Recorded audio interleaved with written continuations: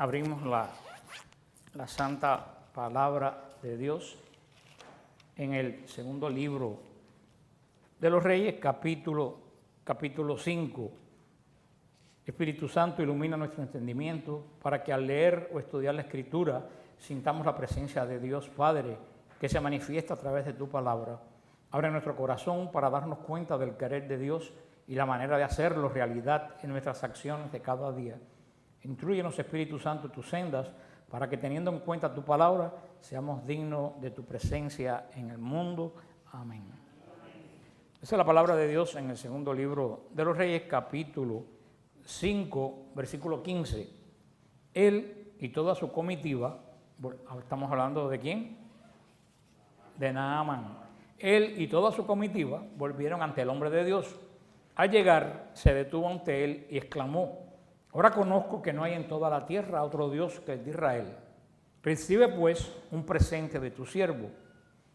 Pero Eliseo respondió: vive el Señor ante quien sirvo, que no voy a aceptar nada. Le insistió que aceptara, pero él rehusó.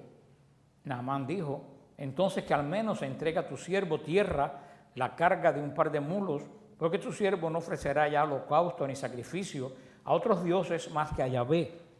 Que Yahvé perdone a su siervo por esto cuando mi señor entra en el templo de Rimón para postrarse allí en adoración, se apoye en mi brazo, de manera que yo tengo que postrarme en el templo de Rimón. Así que cuando me postro en el templo de Rimón, que el Señor perdone a tu siervo por ello. Eliseo le dijo: vete en paz. Cuando se había alejado de él a una cierta distancia, Gehazi, el criado de Eliseo, el hombre de Dios, pensó para sí: mi amo ha dejado marchar a ese arameo Naamán sin aceptar lo que traía. Vive el Señor que correré para conseguir algo de él. Gehazi se precipitó tras Naamán, que al verlo correr tras él se apeó del carro a su encuentro y le preguntó: ¿está todo bien? Respondió: todo bien. Mi señor me envía a decirte: dos jóvenes de los discípulos de los profetas acaban de llegar a mí desde la montaña de Efraín. Dame por favor para ellos un talento de plata y 2 mudas de ropa. Naamán dijo: acepta por favor 2 talentos.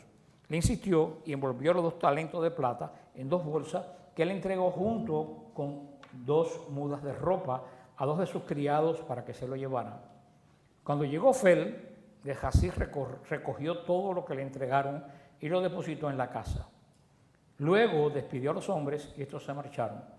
Él entró y se presentó a su señor Eliseo. Le dijo: ¿de dónde vienes, Gehazi? Él respondió: tu siervo no ha ido a ninguna parte. Le replicó: ¿no iba mi espíritu por el camino cuando un hombre se apeó de su carro a tu encuentro? Es momento este para recibir plata y adquirir ropa, olivares y viñas, rebaños de ovejas y bueyes y siervos y siervas. La lepra de Naamán se pegará a ti y a tu descendiente para siempre. Gehazi salió de su presencia con la lepra blanco de nieve. Señor, añada bendición a su santa palabra. Este es un capítulo muy interesante. En esta sección nos vamos a centrar en esta breve conversación que tuvo Eliseo con Gehazi, pero primero hay que analizar un poco la relación que Eliseo tuvo con su predecesor, el gran profeta Elías. Eliseo se preparó para su ministerio profético a través de la experiencia de todos los días que obtuvo sirviendo de este hombre de Dios. Eso lo vimos en Primera de Reyes 19:21. Aunque ambos tenían una relación muy estrecha, Eliseo entendió a quién estaba sirviendo realmente. Eliseo comprendió que Elías realizaba sus milagros mediante el poder del Espíritu de Dios. Cuando Elías fue arrebatado de la tierra por un impresionante sistema que fue llevado al cielo en un carro de fuego, Eliseo sabía exactamente lo que tenía que hacer para continuar la obra. Debía tener una doble porción del espíritu de Elías. Eliseo, al aprender a servir bien a Elías, se había aprendido a enseñar y dirigir bien a los demás. Desafortunadamente, esto no pasó con el discípulo de Eliseo. ¿Por qué leí esto? Porque es la contrapartida. Elías y Eliseo y Gehazi. Eliseo era prácticamente lo que Gehazi era para... Eliseo era para Elías lo que Gehazi era para Eliseo. Pero hay una gran diferencia. ¿Qué salió de Elías hacia Eliseo? Un gran profeta con doble provisión del Espíritu. ¿Qué salió de Eliseo para Gehazi? Lepra. Hay mucho que... Y los dos fueron seguidores de hombres santos. ¿Tú sabes lo que sucede? Que la santidad no se pega. La santidad se adquiere. Durante años que Gehazi tuvo la oportunidad de experimentar el poder de Dios. Sin embargo, vemos cómo cuando corrió detrás de Naamán, Gehazi no presentó la dimisión a Eliseo, ni le dijo nada. Sencillamente, ¿qué fue lo que hizo? Le mintió. Lo que vamos a hablar hoy aquí, sobre esto que estamos diciendo, una de las primeras cosas que hay que pensar, banalizar las cosas santas. No se puede banalizar las cosas santas. ¿Qué cosa es banalizar las cosas santas? Hacerlas vanas, cosas que ya nos dejan de importar. Y eso es algo muy importante. Pues las personas que viven en la presencia de una persona importante tienden a olvidarse de la importancia de esa persona.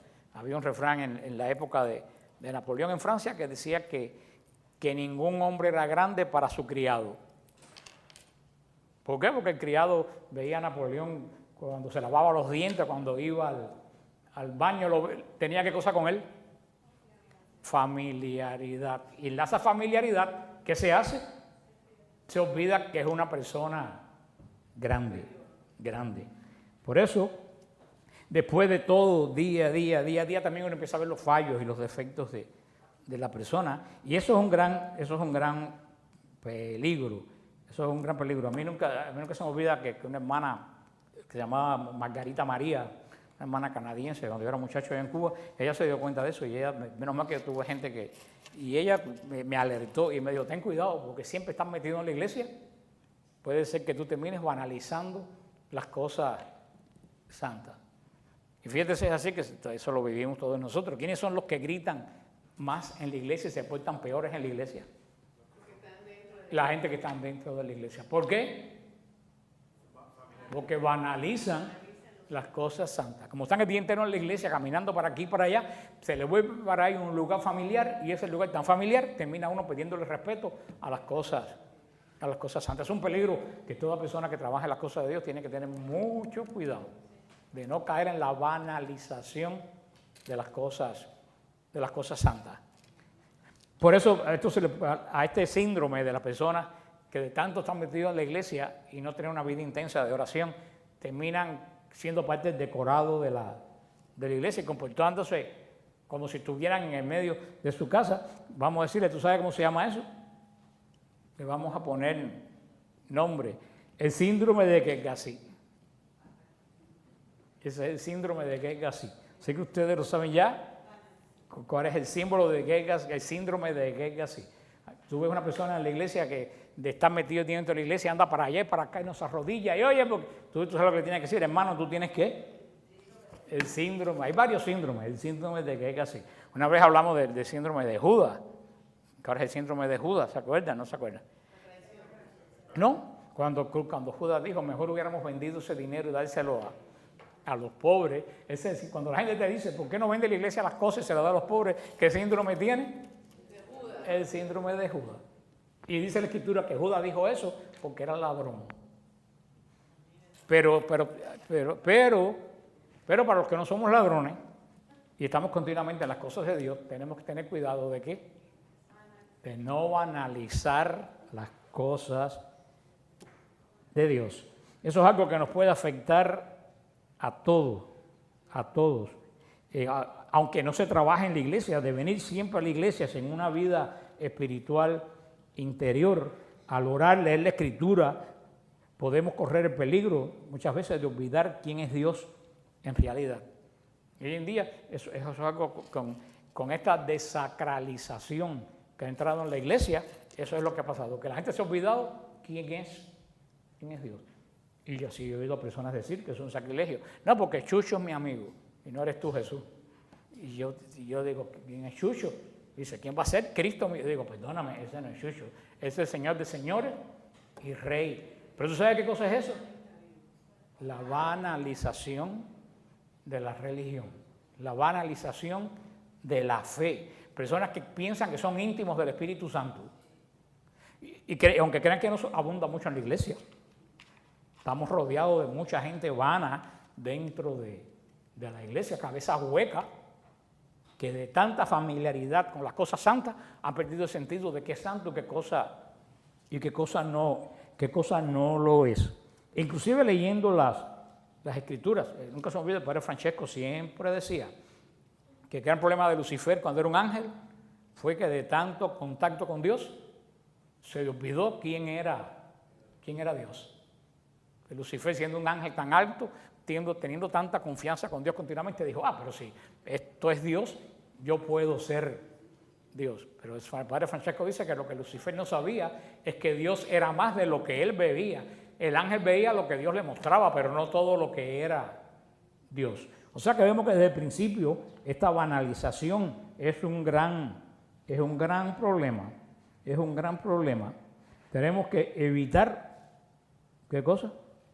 Banalizarnos. Gesají, que aquí en la otra traducción que tú me dices, Giesi, pero varias traducciones dicen diferente el nombre de este personaje. Gehazi, es como yo lo... Gehazi, bueno, dice Gehazi, pero bueno, Gehazi suena más fácil que Gehazi, un poco difícil pronunciar. Gehazi era un siervo negligente. Era siervo, pero un siervo negligente. Y así, como siervo del profeta, solía considerarse a él su sucesor natural. Y era así, ¿por qué? Porque Eliseo fue sucesor natural ¿de quién? De Elías. Y así dijo, bueno, si Eliseo compartió la vida con Elías, vivió con Elías y fue su sucesor, yo ahora me doy por seguro, ¿qué cosa? Que yo soy el sucesor ¿de quién? De Eliseo. Ahí comenzó el gran problema de Gehazi. Gehazi aparece 3 veces en la historia de Eliseo. La primera vez actúa como un intermediario en la relación de Eliseo con la mujer sunamita. ¿Se acuerdan? Que fue que habló con la mujer sunamita, que hablamos de la prudencia de Eliseo en Segunda de Reyes 4. Hace su segunda aparición, lo vimos la semana pasada, en la curación milagrosa de Naamán. Y por último vuelve a aparecer más tarde en la corte israelita, donde refiere al rey Jorán las hazañas de Eliseo. Se lo vamos a ver después. Los motivos de Gehazi son claros. Gehazi tiene un carácter claro y una intención, ¿cómo? Dudosa. En el libro de los Reyes, en esto que acabamos de leer, encontramos la radiografía de un siervo de Dios que no puso diligencia en lo que tenía que hacer. Y fue en picada, y así, siervo de Eliseo, y eso es lo que lo hunde a él. Ha estado rondando continuamente en un ambiente espiritual muy rico. Pero ignoró como Dios había hablado tantas veces a su profeta, a Eliseo. Solamente se enfocó en que yo voy a recibir lo que Eliseo tiene ahora. En vez de enfocarse en crecer con Eliseo, se enfocó en qué? En ser el sucesor de Eliseo. La experiencia triste de Gehazi nos exhorta a nosotros en el siglo XXI a tener como siervos de Dios, hermano, mucho cuidado en las cosas que nos pueden descalificar. Ahora vamos a ver qué cuidados tenemos que tener sacando de esta historia de Gehazi. Y es interesante. Primero, tenemos que tener cuidado con el monólogo interior. ¿Qué cosa es el monólogo interior? Eso que uno habla con uno mismo, ¿no? Con uno mismo. El monólogo interior es con uno mismo. Hay gente que hablan en voz alta con ellos mismos, pero otros no hablan en voz alta, otros hablan con ellos interiormente. Y Gehazi tenía monólogo interior. En Segunda de Reyes 5:20 dice, Gehazi dijo entre sí. Dijo entre sí. O sea, Gehazi empezó a preguntarse, ¿no? Pero a preguntarse cómo. Interiormente. Ahí es donde empieza el problema. Lo que estamos hablando con nosotros mismos determinamos lo que tenemos después en el corazón. Si tú empiezas un monólogo interior de duda, ¿qué es lo que va a tener en el corazón? Duda. Si tú empiezas a decir, esto me parece así, pero yo no creo que esto es así, yo voy a pensar, porque entonces, esos son monólogos interiores que podemos tener nosotros continuamente. En nuestro monólogo interno, la verdad de Dios o está saturando nuestra vida o está saturando nuestros propios deseos, lo que está saturando nuestra vida. El monólogo interior de Gehazi, ¿de qué estaba lleno? De codicia. Porque dice, se dijo, correré tras él y tomaré alguna cosa. Eso es lo siempre que hemos dicho, antes de ser un pecado de obra, ¿dónde empieza el pecado? ¿Y dónde se hacen los monólogos interiores? En el pensamiento. O sea, el pecado primero empieza en el pensamiento y después lo pones en... Él primero empezó con su monólogo. Voy a ese tonto, yo no lo dice ahí, pero yo me imagino que ya así diría, este tonto de Eliseo, en vez de coger algo para darle de comer a los profetas, que pasa, acuérdense que había una hambruna muy grande, que pasan hambre, mira, lo dejó ir con este pagano con tanto dinero, que él empezó a convencerse de que de lo que iba a hacer era bueno, no era muy malo, que tenía un buen motivo para hacer lo que iba a hacer. Y después le cayó atrás, y después lo que él pensó, ¿cómo lo puso? En práctica. Por eso hay que tener, ante todo, hay que tener cuidado con ¿qué? Con el monólogo interior. Si tú eres de monólogo interior, y todos nosotros, que más y que menos, cuando tienen un poco de tiempo, se pone a hacer un monólogo interior, hay monólogos que tienen a la cabeza que tú tienes que hacer así, y decir, para afuera en el nombre de Jesús. Este monólogo interior no me conviene. O sea que primero cuidado con el monólogo interior, después cuidado con usar el nombre de Dios. Ay, mi madre. Dice 2 Eliseo 5:22. Dice Gehazi, mi Señor me envía a decirte.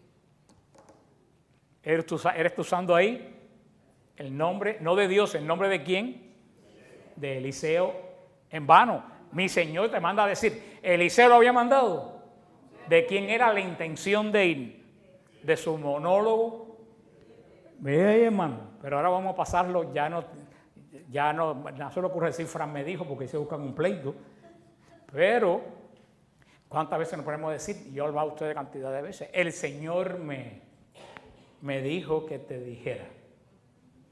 Yo a eso le tengo pánico. Hay que cuidarse de las tentaciones, del Señor me reveló, el Señor me mostró, el Señor quiere, porque muchas veces le echamos la culpa al Señor de las cosas que yo tengo en mente y que te quiero decir a ti. Y para no buscamos un pleito, ¿a quién se la ha hecho? A Dios. Hay que tener cuidado, porque fíjate, hermano, si tú haces eso, y hay veces que lo hacemos involuntariamente, yo pienso, ay, fulana le tengo que decir a lo mejor que tiene más genio. Entonces tú vienes y dices, el Señor me ha puesto en el corazón decirte que hay que tener mucho cuidado, porque el primer cuidado con el monólogo interno, el segundo cuidado con no usar el nombre de Dios, eso lo hablamos también la semana pasada, en vano. Muchas veces son nuestros propios deseos lo que nosotros queremos expresar, va poniéndolo en el nombre de Dios. Por eso es muy fácil utilizar el nombre de Dios para lograr un propósito.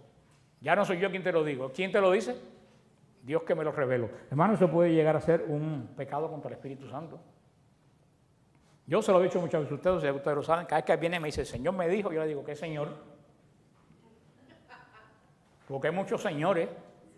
Hay Señor con S mayúscula, pero hay Señor con S minúscula.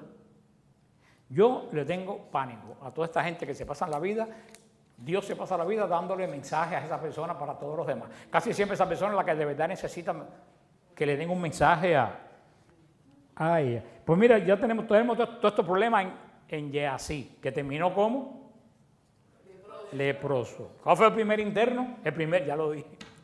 ¿Cuál fue el primer cuidado? Monólogo interno. Segundo, cuidado con usar el nombre de Dios en vano. El Señor me dijo, hermano, tú puedes decir, yo en oración sentí decirte tal cosa, pero tú tienes que estar muy seguro que el Señor te puso a decir algo para tú hablar a alguien en el nombre de Dios. Tercero, cuidado con la mentira. Fíjate que así fue de mal en peor. ¿Qué fue lo que le dijo en Reyes 5:22?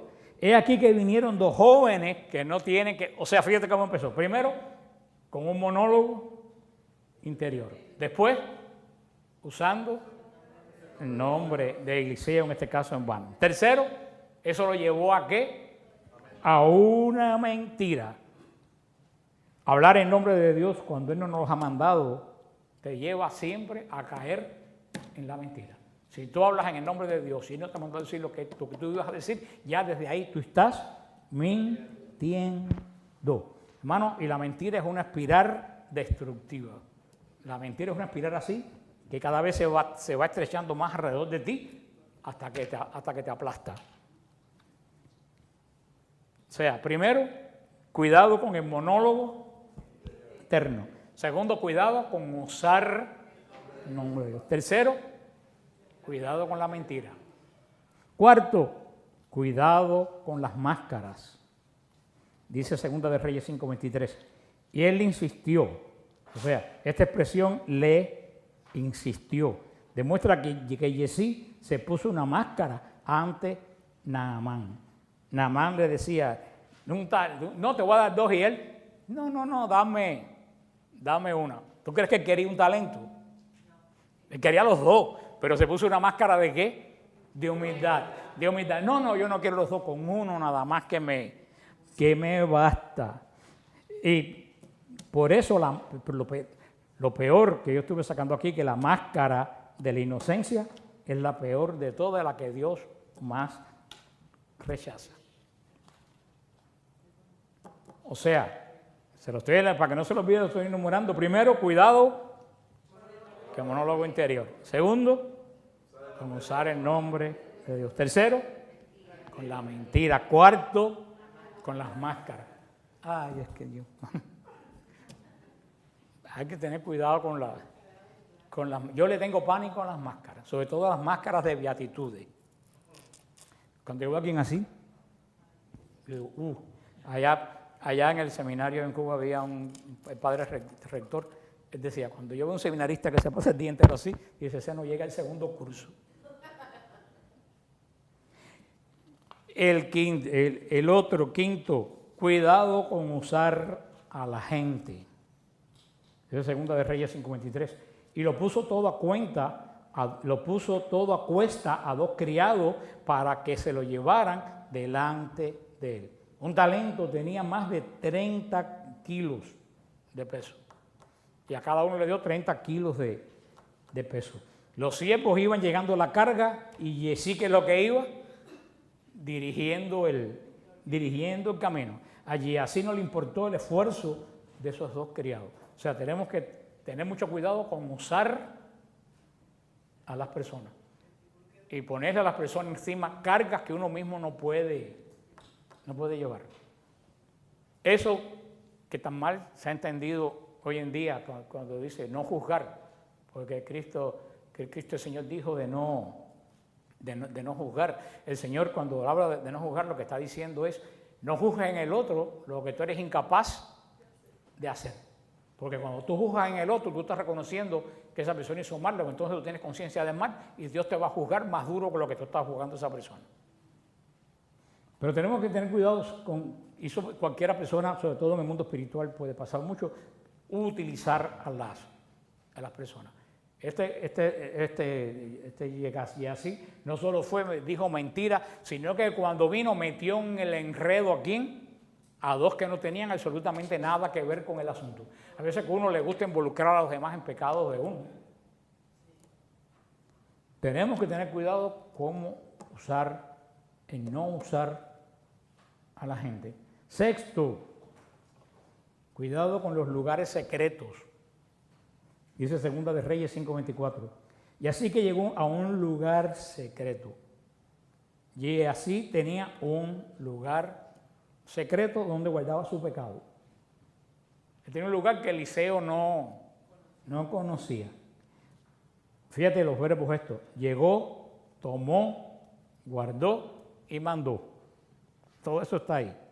Él tenía planificado y premeditado lo que iba a hacer. Hay que tener cuidado con los lugares secretos que uno tiene. No estoy hablando de lugares secretos físicos, estoy hablando de lugares secretos espirituales. Un siervo de Dios no puede haber para él sino solamente un lugar secreto. Un siervo de Dios, ¿tú sabes cuál es el único lugar secreto que puede tener? No lo saben porque tampoco lo sabía. El único lugar que un siervo de Dios secreto puede tener es la oración. Como dice el Señor, ve a los secretos y ora. El único lugar secreto que un siervo de Dios puede tener es la oración.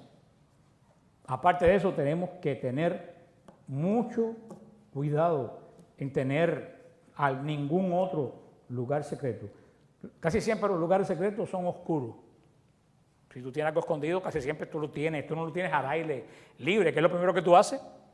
Cierras la puerta y las ventanas, lo tapas con tierra, ¿no? Es un lugar oculto, es un lugar oscuro. Y el lugar oscuro no pertenece al reino de Dios, que es el reino de la luz. El Señor quiere que andemos en luz, no en lugares secretos. Y fíjate que siempre los lugares que están cerrados y oscuros, ¿cómo son?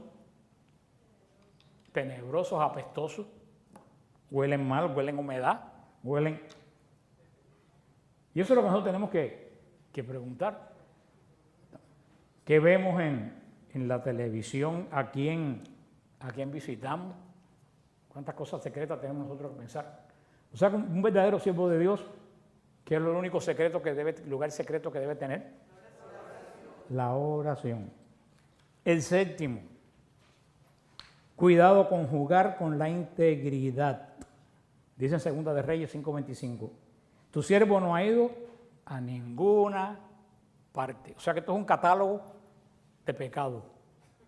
¿Qué dijo cuando le preguntó Eliseo? ¿A dónde fuiste? No, yo no fui a ningún lado. Cuando Geasí entró al lugar donde estaba Eliseo, le preguntó con claridad. ¿Y cómo le respondió Geasí? Cínicamente. No, no sabemos el tono con que lo dijo. Puede ser que lo haya dicho con tono humilde, allá sí, pues posible que lo haya dicho con tono de reto. No, yo no, a ningún, como el mismo que usamos nosotros muchas veces según las situaciones. Tu siervo no ha ido a ninguna parte. Y así, era una persona que no tenía integridad. Y cuando se pierde la integridad, hermano, uno está parado encima de una capa de hielo muy finita, que en cualquier momento se rompe y te caes en el lago. Cuando te preguntan, no, hace 3 días que yo no veo a esa persona. O no, si ella o él casi ya no me llama. El otro día alguien decía, si tú tienes una vida limpia, dale a cualquier celular abierto, sin tener clave. Hoy en día, nuestros pecados en vez de estar en el alma, están en el celular. O sea, necesitamos, hermanos, cerrar lugares secretos en nuestra alma. ¿Para qué? Para estar íntegro delante. Una persona que tenía lugares secretos, ¿se acuerdan desde el principio? Caín. ¿Y dónde está tu hermano? Y yo que sé dónde está mi hermano. Esas son personas que tienen. A la gente la podemos engañar, pero a Dios nunca lo vamos a engañar. Pero entonces, viendo a este señor de Yesaí, tenemos que recordar que tenemos que tener cuidado. Primero todo, ¿por dónde comienza? Con el monólogo interior. Tenemos que tener mucho cuidado cuando estamos hablando solo con nosotros mismos, lo que decimos, porque cuando creemos que nadie nos oye, pero no es que no nos oiga nadie, es que nosotros mismos a lo mejor nos estamos dando la información equivocada o tratando de autoconvencernos. Hay que cuidar el monólogo interno. Hay que usar el nombre de Dios. Hay que tener cuidado con la mentira. Hay que tener cuidado con las máscaras.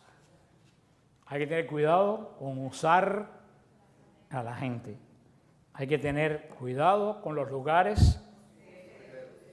Tenemos que tener cuidado con jugar con la integridad. Cada vez que una persona pierde la integridad, ya no se puede confiar en esa persona. Por eso vemos, por todo esto que hizo Geasí, que hemos visto hasta ahora, pasó la lepra de Naamán a Geasí. Y de Geasí a todas sus generaciones. Por eso te digo que a lo mejor hoy en día por algún lado por aquí anda algún Geasí con lepra espiritual. ¿Qué cosa es la lepra espiritual? Que se te pudre el alma. La lepra de la carne se podría la carne. La lepra espiritual, y mira cómo Geasí agarró la lepra inmediatamente espiritual. Por eso, viendo en esto, fíjate que la lepra de Naamán era de Naamán nada más, pero allí así se le iba a pegar por todas las generaciones, por las demás descendencias, para siempre, para siempre. Eso era algo que no era, usualmente la lepra se pegaba por contacto, por una persona que no estaba bien limpia y tocaba. Yo conocía a las hijas de la Caridad que en Cuba manejaban un leprosorio y Sor Esperanza llevaba como 40 años con los leprosos y ella nunca había cogido la lepra, porque ella decía, la lepra no se contagia tan fácil, se contagia muchas veces por la falta de limpieza de la persona al tocar a un leproso, pero no es algo que se transmite muy así de generación en generación. Pero vemos que en esta lepra, en el caso de Geasí, va a ser siempre, va a estar en toda la generación. En el Antiguo Testamento tenemos algo que nosotros no lo tenemos ahora, gracias a Dios. En el Antiguo Testamento habían cargas generacionales. Si en una familia había un pecado, ese pecado se quedaba en toda la familia, de generación en generación. Hoy en día eso no es así, lo hemos dicho montones de veces. ¿Por qué no es así?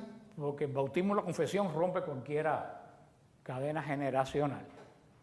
Hoy en día la familia, los hijos, los nietos no cargan un pecado. Lo que sí le he dicho muchas veces, que lo que la familia y los nietos cargan es lo que aprenden de las actitudes de sus antepasados. Pero no es como en Israel no que aprendían. En Israel era que el pecado pasaba sin remedio ninguno, como la lepra de Geasí. Hoy en día es que, por ejemplo, un padre abusador, que es lo más seguro que salga el hijo. Abusador. Y ese hijo abusador va a engendrar otro hijo abusador. ¿Pero por qué? No porque se pasó un pecado, porque el pecado de la confesión se rompe, porque está viendo. Una madre depresiva, posiblemente la hija sea una persona depresiva. O sea, lo que se va transmitiendo son actitudes. Para eso está la oración de liberación intergeneracional, como se hace bien hecho, sabiendo que se está haciendo para actitudes. Pero lo que sí les hago, porque seguimos la semana que viene con este tema, lo que sí les recalco es que en Israel sí se mantenía, como no había redención, no había la gracia, no había el perdón de Dios, los sacrificios del templo, muchas veces más que todo era para tranquilidad de Israel, pero no podían quitar cierto tipo de pecados. ¿Se recuerdan que se le dije que el pecado de muerte, ningún sacrificio perdonaba pecados de muerte? ¿Y cuáles son los pecados de muerte? Los pecados de muerte, si no lo saben, todos lo saben, que es el asesinato. El asesinato en Israel era pecado de muerte, el asesinato voluntario. El asesinato involuntario, ¿se acuerdan? Estaban las ciudades de quién? De los levitas, las ciudades de refugio, donde una persona que mataba a alguien sin querer para huir de la venganza de los familiares, ojo por ojo, iba a las ciudades de refugio de los levitas. Pero el que mataba voluntariamente, ese era pecado de muerte. Ningún sacrificio lo podía perdonar. ¿Cuál era el otro pecado de muerte? Se van a sorprender. ¿Ustedes saben cuál era el otro pecado de muerte? el adulterio. El adulterio era pecado de muerte. ¿Qué iban a hacer con la adúltera? Matarla. ¿Por qué? Porque se entendía que el adulterio mataba a la familia y mataba a las generaciones. Por eso el adulterio era pecado de muerte y no había sacrificio que perdonar. Por eso que la gente se escandaliza cuando Cristo perdona a la adúltera. Y por eso que la gente se escandaliza cuando Cristo le dice en Cafarnaúm al inválido que le bajaron del techo, tus pecados te son perdonados. Porque dijeron, pero si en el templo hay pecados que no se perdonan. ¿Cómo va a decir todos tus pecados? Pues hay cosas que en el Evangelio lo perdemos porque no lo sabemos, pero Jesús dijo cosas que de verdad los judíos como este hombre, los pecados de muerte no son perdonados con ningún sacrificio. ¿Cómo este hombre va a aparecer diciendo, todos tus pecados te son perdonados? Gracias a Dios, la muerte de Jesús pagó por nuestros pecados de muerte. Pero eso no pasó con Jesse. Así que la semana que viene vamos a ver el pecado generacional de Jesse, que todavía, pues a lo mejor ese pecado generacional anda de un descendiente de Jesse entre nosotros, y ya para que lo detecte, pero quiero volverle a recordar, para que ustedes lo tengan bien claro, esto que dijimos hoy, porque es muy importante, porque Jesse vino a terminar como terminó leproso, y que nosotros tenemos que cuidarnos de esas actitudes para no terminar leprosos espirituales. Primero, y repito, cuidado con el monólogo interno. Tengamos cuidado con lo que hablamos nosotros mismos. Cuidado con usar el nombre de Dios para cualquier cosa. Cuidado con la mentira. La mentira te va apretando hasta que te ahoga. Cuidado con usar máscaras. Tener mucho cuidado con utilizar a la gente para mis propios propósitos. Tener mucho cuidado en no tener lugares secretos. Que nuestro único lugar secreto sea adoración, pero no en lugares oscuros por ahí por los que nadie anda. Sobre todo, tener cuidado con no jugar con nuestra integridad. Como dijo el Señor, que el sí sea sí y el no sea no. Eso nos evita una cantidad de problemas impresionantes. Si tu sí es sí y tu no es no, créeme que te vas a evitar el 80% de los problemas que tú tienes hoy en día.